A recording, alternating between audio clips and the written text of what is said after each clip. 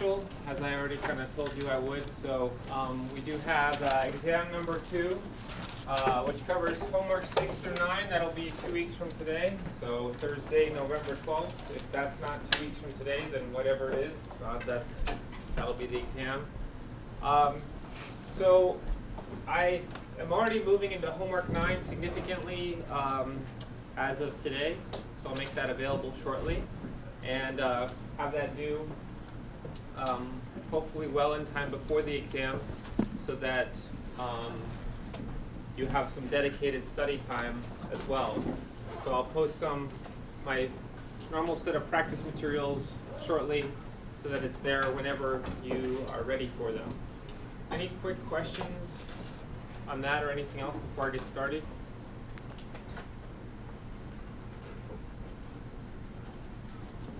Okay. So we're talking about torque last time, and my model for this system was looking at a door. That's something we commonly apply torque to. So this is a top view. This is the hinge.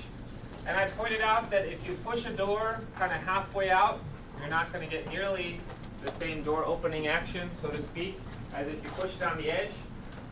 Even as you apply the same force, you get far more angular acceleration. And so, of course, we have to conclude that that is more torque.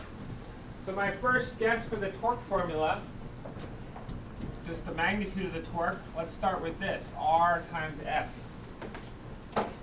Where R is going to represent how far from the pivot are you applying your force. So R is a distance, so it's always positive. It's the distance from the pivot to the force application point. So you just measure how far is it from the pivot to where you apply the force. Those would be the R values for the two forces I've drawn. And of course, the reason I multiplied them was because if I have the same force, but I have a larger R value, I'm going to get more torque. This sometimes gets informally called leverage. So it's not just about force, but how much force and at how much leverage.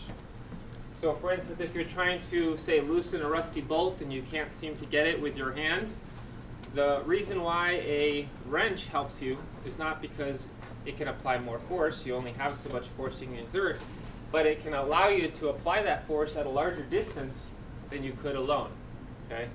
If you really can't even loosen it with a wrench, you can stick a pipe on the end of the wrench and extend its handle, and then you can really get a lot of leverage and hopefully at some point generate enough torque to angularly accelerate it. So that's my first guess for the torque formula, accounting for both how much force and at what leverage. It's actually perfectly fine to get the units of torque. Our units, of course, for distance are meters, and for force is newtons. So the units are meters times newtons. You may notice that that's equivalent to a joule, but we don't call it a joule. Joules are units for work and energy. Those are scalars. This is not a scalar. This is a torque. This is a vector. I haven't put the vector hat on yet, but it is the rotational analog to force, which is a vector. So there's, of course, a reason why it happens to come out to be the same unit, which I don't want to get into. But we call it, instead, by its constituents, we reverse them and call it torque Newton meters. And that is simply for practical purposes, because otherwise you might mistake it for a millinewton, right? So the m is lowercase m is a prefix as well. So if we want it to be understood that it's not a prefix, we put it at the end. So the SI units for torque are Newton meters. If you want to talk about the English system equivalent, instead of meters, they use feet. Instead of newtons, we use pounds. Feet are for distance.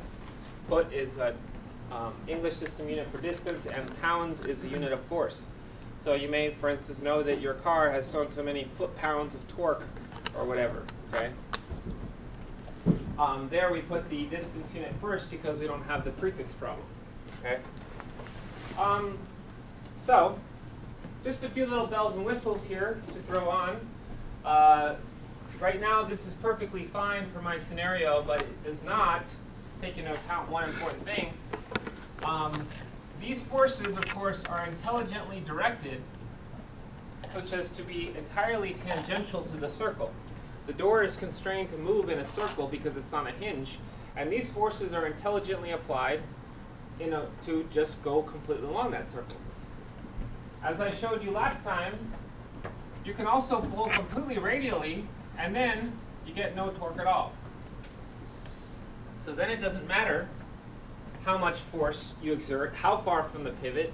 It's oriented wrong, so you're not going to get any torque. You're not going to get any angular acceleration. You're now trying to rip the door out of its hinges, but you're not applying anything tangentially.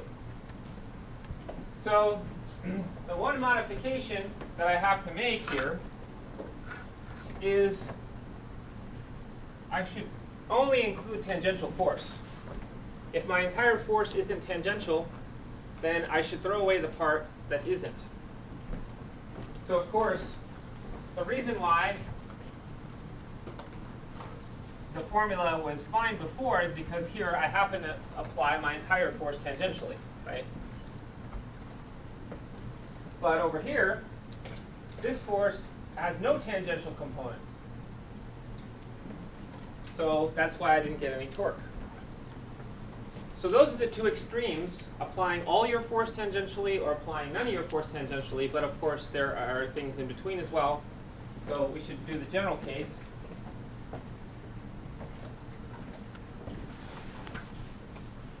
So what if you had a door and you applied a force something like this?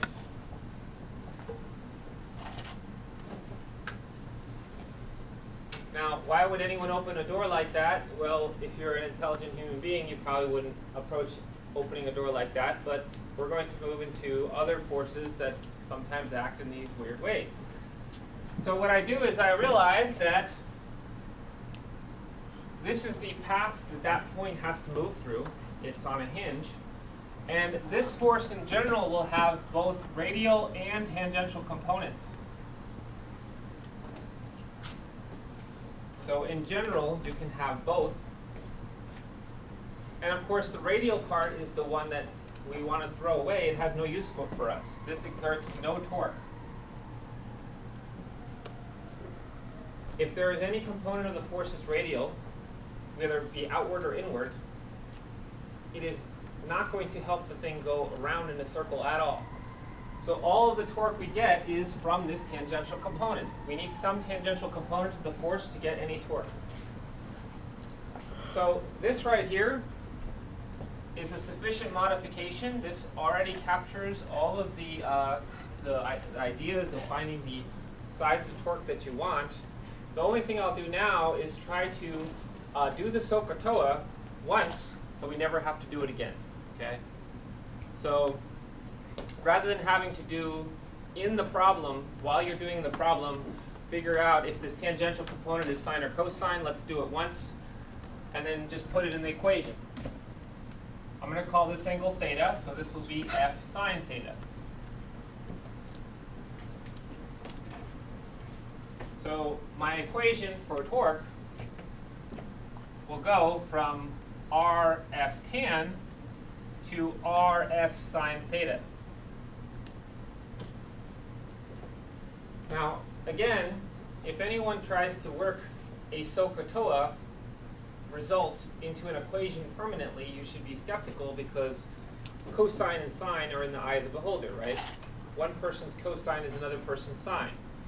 For instance, you could easily break up this the other way, going tangential first, then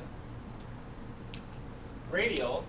This, I guess I could call that angle phi. Then my tangential component, which is my component of interest, would be F cosine of phi, right? So this component that I'm interested in is F cosine of phi. So where do I get off trying to put a sine of theta into the equation when it just as well could be the cosine of another angle? Well, we encountered the same situation when we were developing the work formula, right? Remember, the work is F delta x cos theta. That cos theta came from doing the SOHCAHTOA once, so we never had to do it again. It was a permanent part of the work formula. But in order for it to be cosine, we had to pick the angle in a very specific way so that we know that it's always cosine. And that's the same here.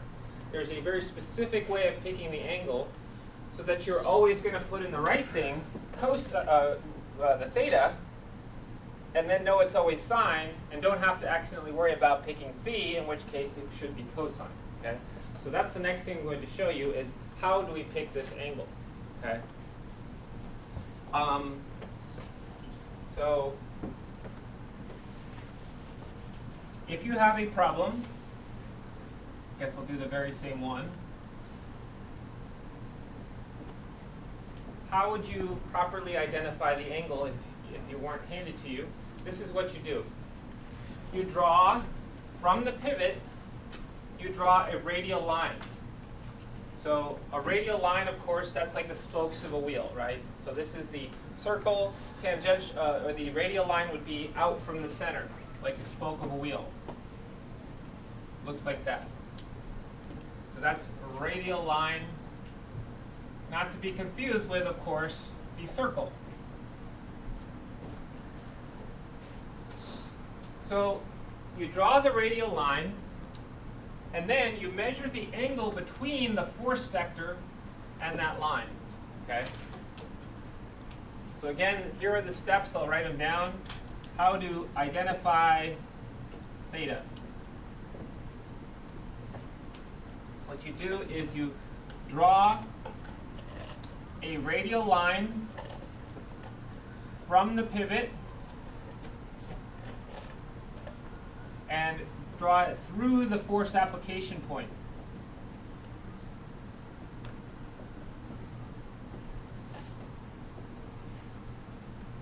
Then theta is between that line and the force vector. Okay. So that is a lot easier to show you, and then I wrote it down as words as well. And so that right there, I guess, let me clean this up a little bit. You can see that that led to me picking theta exactly the same way as I picked it over here when I did the SOHCAHTOA, right? Now, a common question is, well, if you're trying to identify the angle between the radial line and the force vector, well, doesn't this also fit the description? Isn't that also an angle between the force vector and radial line? Yes. Okay, pick that one too. Either one will yield the same answer. Because where is it going? It's going in a sine function. And it turns out that one of the properties of sine is that an angle and its supplement have the same sine value. Okay? So the sine of this angle and the sine of this angle are exactly identical. So you can't go wrong. Whichever one you pick, you're going to get the right answer. Why does that work, by the way? It works because if this, I guess I can draw it alongside here. So if the force was instead pointed like this, and the small angle was over here, and the big angle was over here, the only thing that you've changed in those two scenarios is the component that you're going to throw away anyway. Okay? So this force has a radially outward component that you're going to toss and a tangential component that you actually want to keep. That's going to affect the torque. And then this one has a radially inward component, which you're going to toss anyway, and the same exact tangential component, which you're going to keep. Okay? So that's kind of why that works. That's why picking the angle that goes into the torque can have an ambiguity of either the angle or its supplement, and you don't need to care. You just pick one of those, it'll get you the right answer. Okay? So we're pretty much done with torque. The only other little thing that, of course, I need to put onto it is direction, because this is a vector.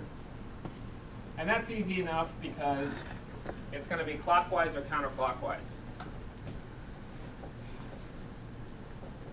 So you pick the plus if it's counterclockwise, pick minus if it would tend to drive the system in the clockwise manner. So just the same as all of our other angular quantities. Right?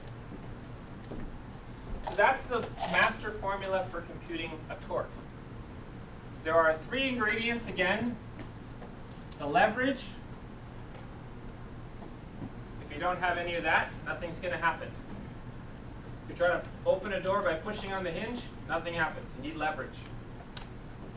You need some force as well.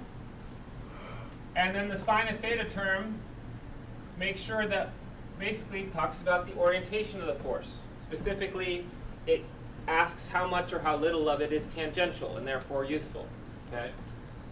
So really, this talks about how much is tangential. Okay? So those are the three ingredients that go into a torque. Okay? How much torque counts has to think about all of those three of those things. Okay?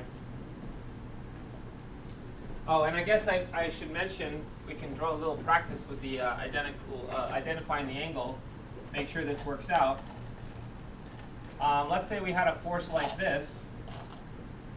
What theta would we put into the equation? So we draw the radial line. The angle between the force and that line is 0 or 180. Doesn't matter. Sine of 0, sine of 180 are both 0. Okay.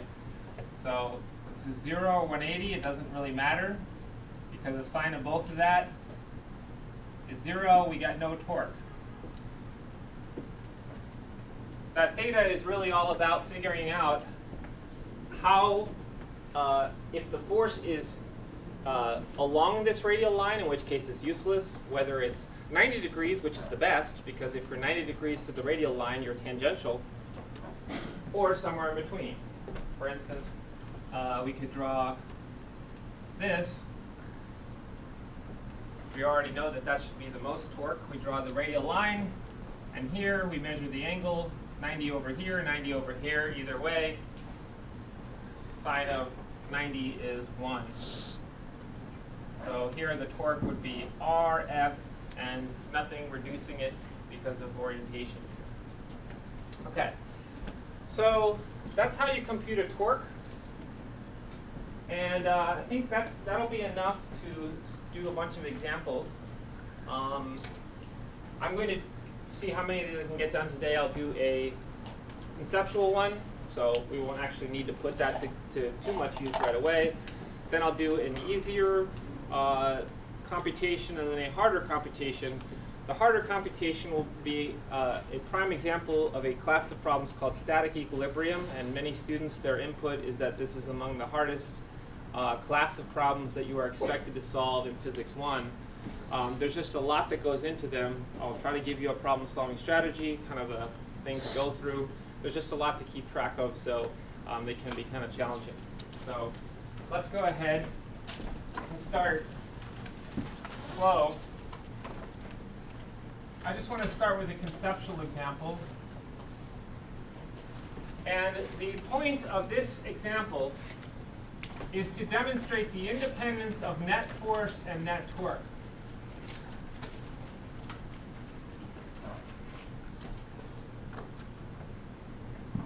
So the net force on an object and the net torque on an object are independent.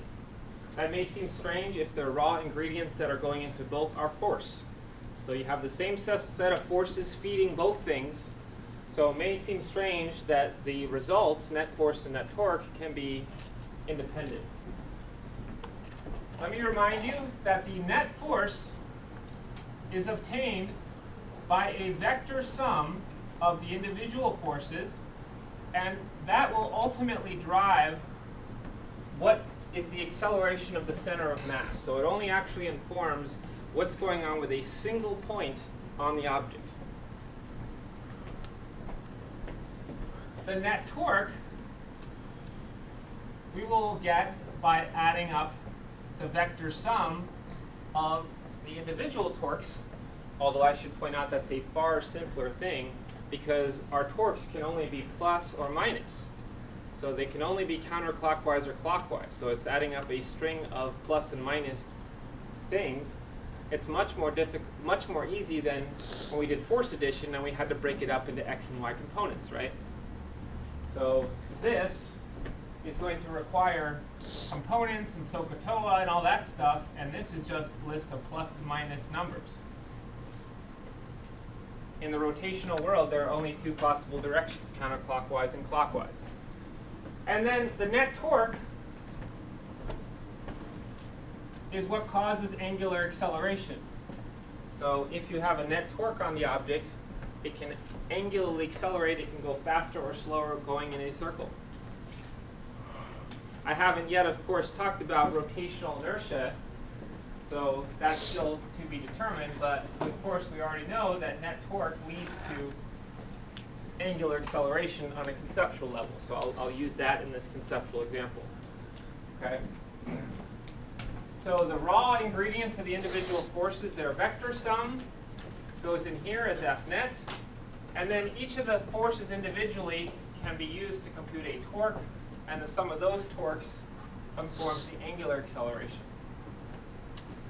All right, so if I'm going to look at these independently, I want a system that is, I'm free from any other things besides what I choose to apply to it. So I'm going to choose is looking at the top view of a bar on a frictionless table. Kind of looks like this. So you're looking at it from the top.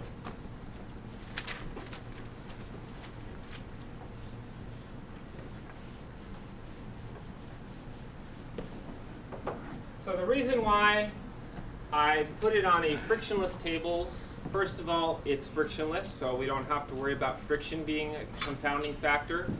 If it's a flat table, normal force and gravity cancel, so we basically, starting at a neutral spot, so any forces, that extra that I choose to apply is basically what's going to be informing what it does, if anything. So let me suppose, for instance, I'll start with this scenario. I'm going to apply two forces in the horizontal plane. Remember, this is a top view. One like this, and one like this.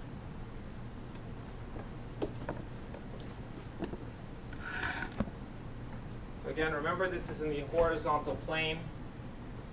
So those forces are both, they're like this, right? They're both horizontal. Okay. So let's analyze. First of all, look at that. If those two forces are the same size, they're in opposite directions. What's the net force?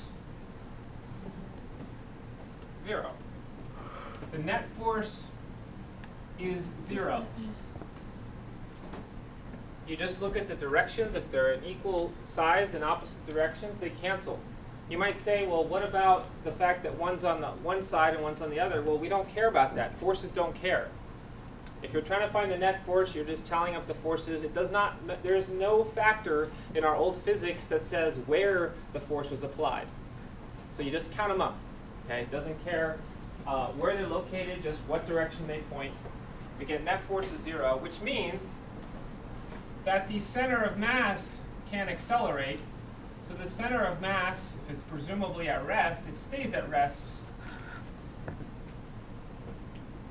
So in this scenario, there's one point of the object that cannot budge from its current location where it was at rest before, and presuming this is a solid, uniform rod, the center of mass is undoubtedly in the middle.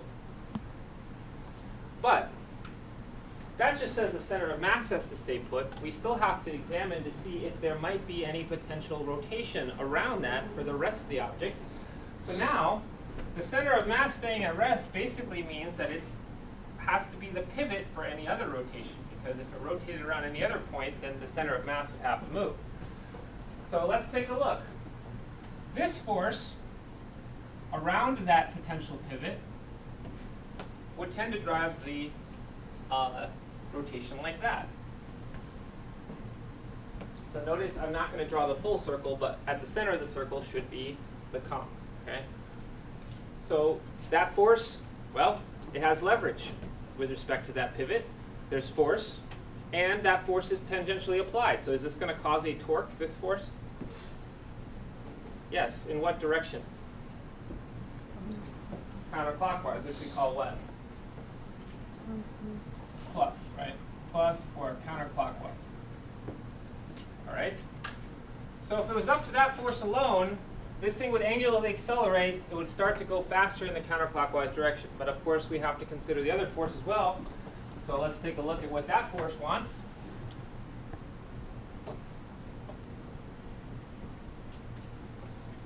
That force also has leverage, and it's entirely tangentially applied, so we're definitely going to get some torque in which direction? Also counterclockwise, also positive. So these torques are the same way.